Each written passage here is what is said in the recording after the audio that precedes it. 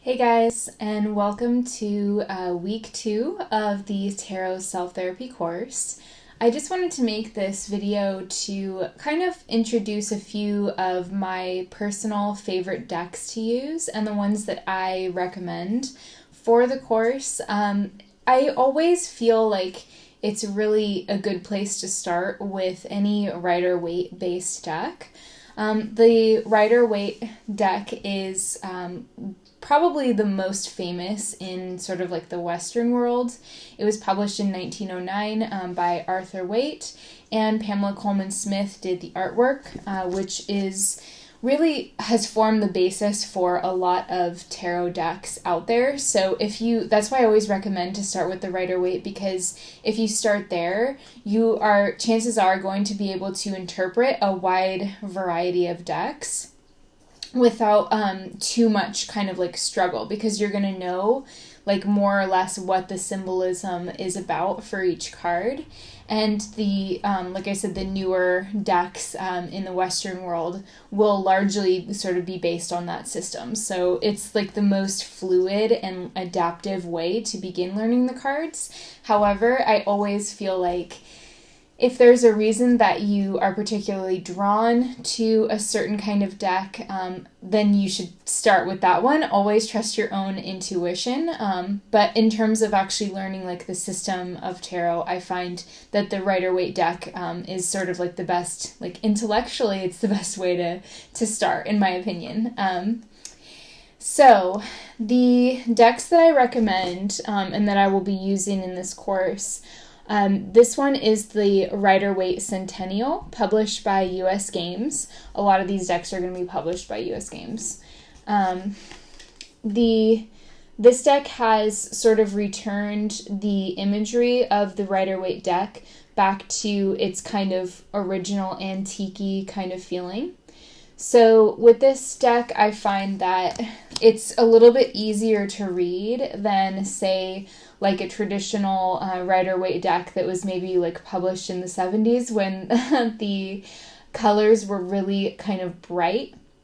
These are the original drawings, but they've, like the deck has gone through a lot of like rebirths, I guess, and some of them during like the 60s, 70s, 80s, like that time period, it was really bright, kind of harsh colors that a lot of people who are visually oriented don't tend to connect with as well. That's been my experience. So this deck is a really nice like go-between, because it still has the traditional imagery. It has the better kind of like handwritten text, which makes it look more kind of natural.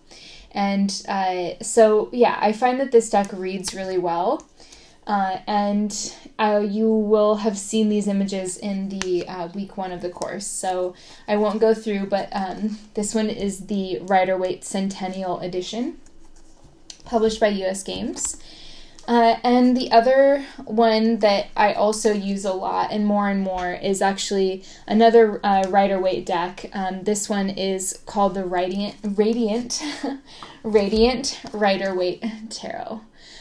So you can see how like the colors are just a lot more, like even more sort of pleasing to the eye, in my personal opinion, than on the Centennial. The Centennial is more like a classic-y kind of deck. This one's more for like stimulating your kind of intuition or your imagination with the powerful shading and like the colored pencil it looks like that they've used on this deck makes it really gorgeous.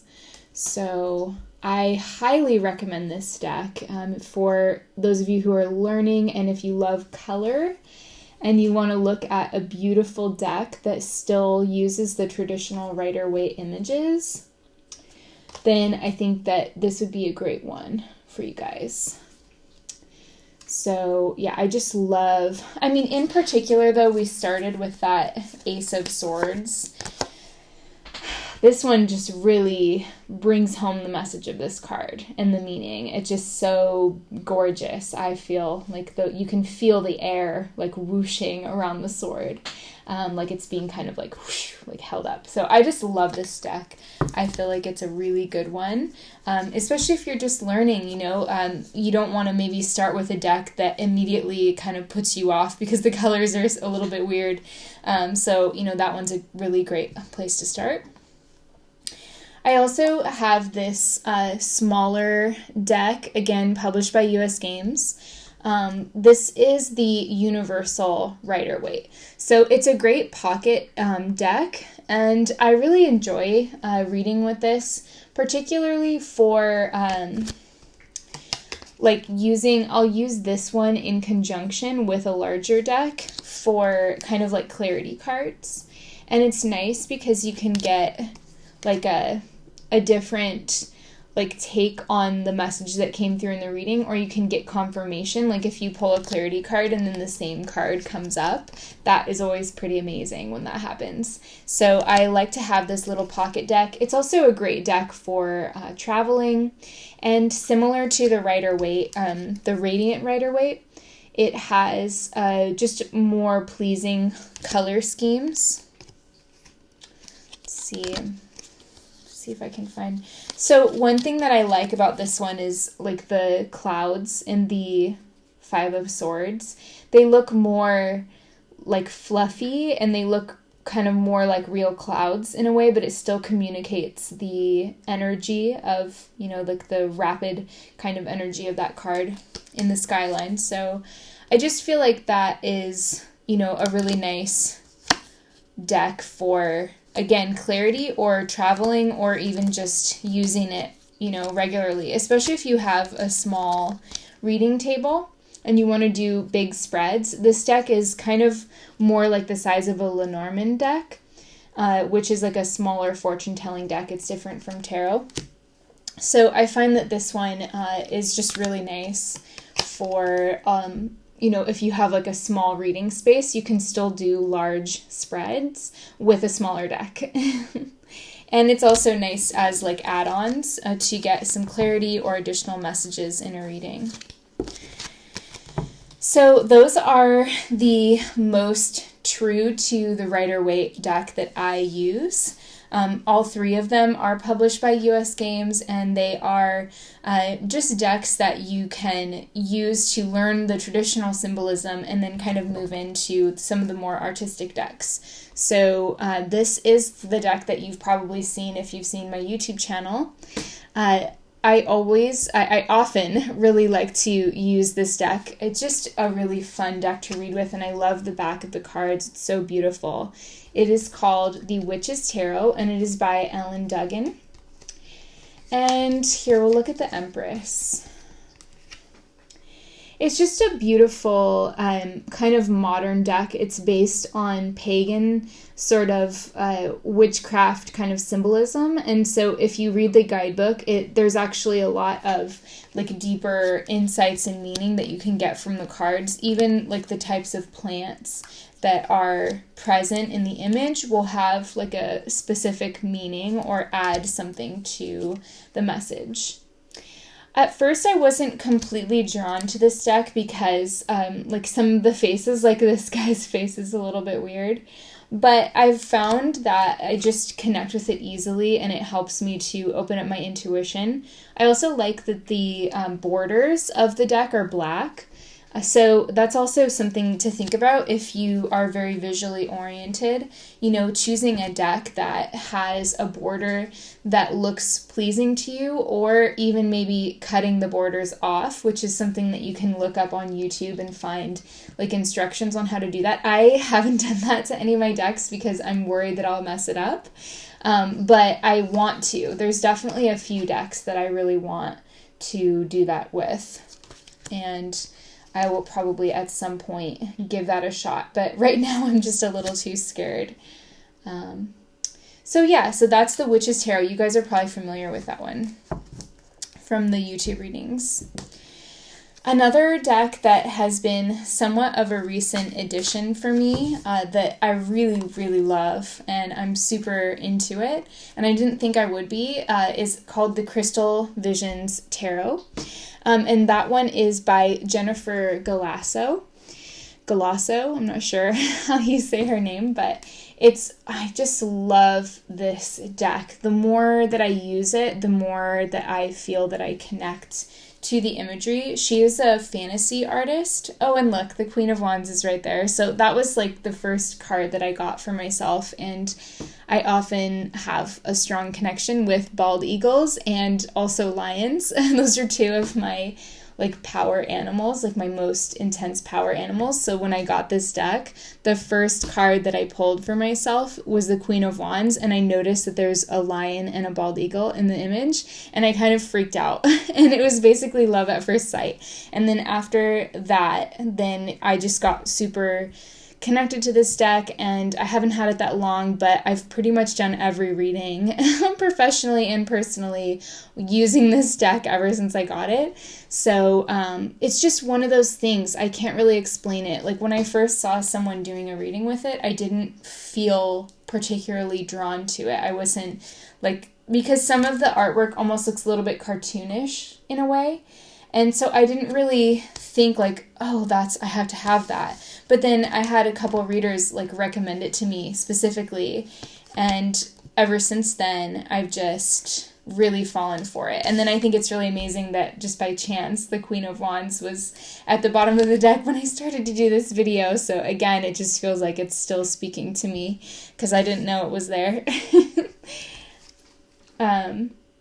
So you can see like the imagery on this deck is very feminine. It's kind of soft and sweet almost. There's something really gentle about it.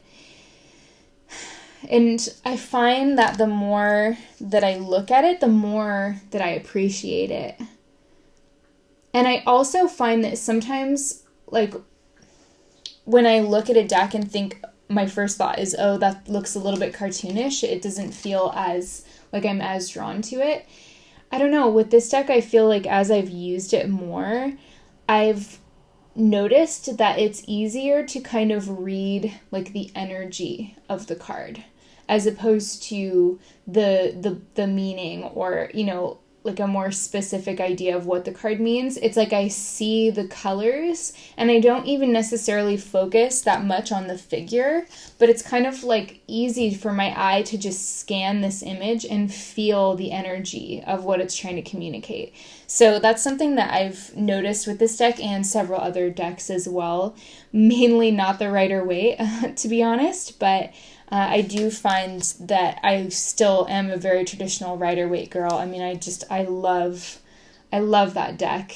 Even though there's beautiful ones like this one and, you know, so many others that are based off of it, I just find that this one, not this one, but the Rider-Waite, like traditional images, there's always going to be a really special place in my heart for them. And I'll always probably come back to traditional Rider-Waite type decks in the end, even though I will get kind of like obsessed with decks like this one temporarily. I tend to really rely on the Rider-Waite. It just feels like the most kind of basic, clear. It feels like the real tarot to me in a lot of ways, but I know that they all are. And you can do a great reading, honestly, with any deck that you are connected to, you know? So it's important to have a strong connection with your deck. It's important to be feeling like, you know, you just understand it, or you understand like what the artist was trying to communicate. And so much of these newer decks, you know, these more artistic decks, you are kind of interacting with the consciousness of the creator. So it's important to keep that in mind when you're doing readings with any kind of deck, even including the Rider-Waite, but this one feels a little bit different to me. But if you're reading with a deck like this, you know, you're resonating with it because you're connecting with the consciousness of the artist, and the creators of that deck. So it's interesting to see how people are drawn to different images. So it's always really important to honor the images and the artwork that you personally feel like called to. It's always really important. I forgot to get this one out. The second thing that I wanted to mention about decks is nature-based decks. So I typically like to focus on readings and reading styles that are more gentle and have to do with self-reflection and empowering you to see the choices that you have. And, I find that that's the most positive way to use the cards. And so sometimes when you're keeping that style of reading in mind, I do find that nature-based decks can accomplish that sense of like a gentle, self-reflective reading really, really, really well. So one that I will mention is the Wildwood Tarot. So that's what the back looks like. They're pretty simple. And then the imagery is, it's sort of different, from the Rider-Waite, but there's a lot of beauty in this deck. Like, here's the Wheel of Fortune. It's not my favorite rendition of the Wheel of Fortune, but I do really, really love this card. And I love this deck, and I do use it, particularly in autumn and winter. So you'll find that if you're somebody who starts to collect decks, you'll start to be drawn to them at different times in the year. And I find that nature-based decks in particular will bring this out because as you see the environment around you changing, you'll feel more called to use decks that kind of reflect that or reflect the change in energy that's going on as the seasons shift.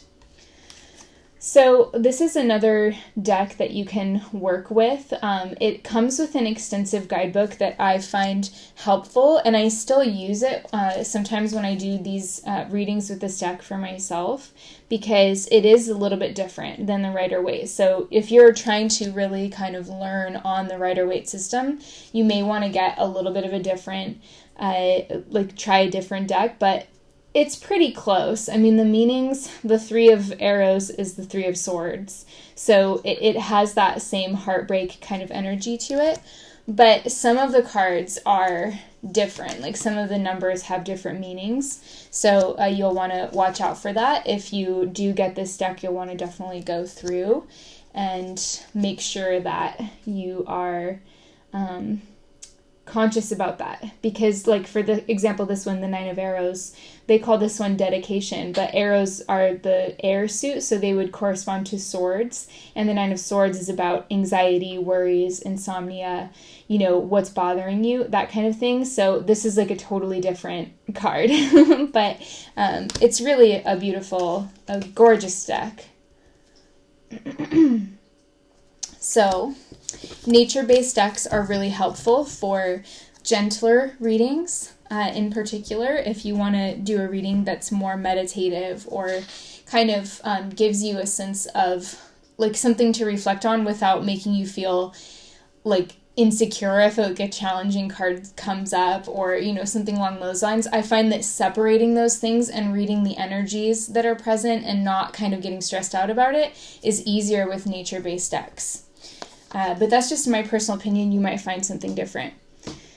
Which brings us to the Wild Unknown, another nature-based deck. This one's really unique.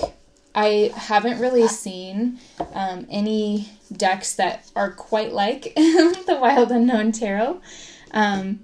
This is, again, a nature-based deck, so also really helpful for like reflection and just reading the energy. Some of the cards, they have stayed pretty close to the Rider-Waite, although they did switch around the Strength card and the Justice card, so they're technically following the Thoth system. So it's like just a couple numerology cards are different, but mainly this is really following like the similar Rider-Waite system. And of course they have the Daughter of Swords rather than the Page of Swords. So we have the daughter and son rather than the knight and page. So that's also kind of nice because then you get the sort of younger or like page type masculine and feminine, and then you have the upper royalty masculine and feminine, you know, so it's the same, but it's just a little different. But these are really beautiful cards. And I find that a lot of people will resonate with this deck who have a harder time with the Rider-Waite. So if you do have a harder time with the Rider-Waite, then, you know, this could be a really good option for you because the deck comes with a great guidebook and it's just a really beautiful nature-based kind of energetic deck that has still some really beautiful symbolism, although I find that with this deck there isn't as much symbolism to hang on to or to like go into as there is on, for example, the Rider-Waite or another kind of more detailed deck. But it's so gorgeous. I mean, look at this High Priestess card. It's just amazing. So, and I also really like the Strength card in here. Yeah. It's really beautiful. So they stuck with a lot of the same symbology, but for example, the Strength card is card 11 instead of card 8. So if you're really familiar with the Rider-Waite system, then you'll know that it's switched around. And this is an oracle deck, but I also feel like it's worth mentioning here. The Animal Spirit Oracle, also by The Wild Unknown, and you will definitely remember this deck if you watch the YouTube videos. I really love these cards, and they're just really nice for like a 1-card reading for yourself, or maybe 2. I find that this deck gives you really quick, direct, honest answers, and the guidebook is really helpful as well. I don't read as much from the guidebook anymore, mainly because I'm really familiar with this deck now, and I also just want to connect to like the animals on the cards and the energy that they're putting out in response to the question. But I do really love this. It's just gorgeous when you really look at them. Each one really communicates a lot. So, those are the nature-based decks that I recommend.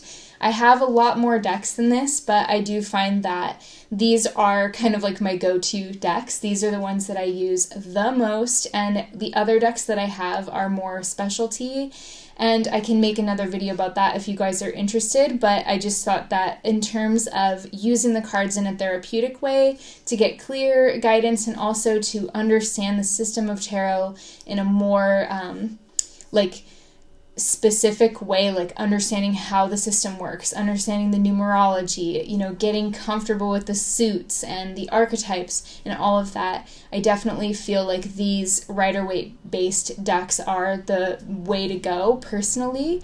And then other stuff is like things that I would add on to it, you know, so I do have a lot more decks than this, but these are really the ones that I find myself most drawn to and that I find give me sort of like the clearest readings. And the last thing that I wanted to mention really quickly is strategies for shuffling the cards. So it's really simple. You don't have to make it complicated. Let's see.